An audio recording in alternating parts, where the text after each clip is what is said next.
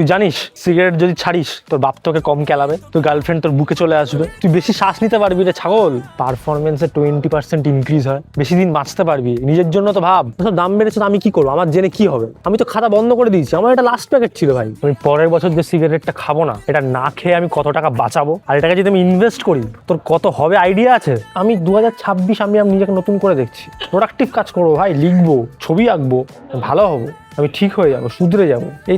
এই সঙ্গ ছাড়তে হবে আমাকে, তোর স্পেশালি তোর সঙ্গটা আমাকে ছাড়তেই হবে। দে একটা সিগারেট খাওয়া। আরে ছেড়ে দেবো বলেছি তো, এখনো তো ছেড়ে দিইনি। আর তো 2 দিন, আজকে কত তারিখ আছে? 30 তারিখ তো, আর তো 2 দিন খাওয়া, এরপর তার আমাকে খাওয়ানোর সুযোগ পাবি না ভাই।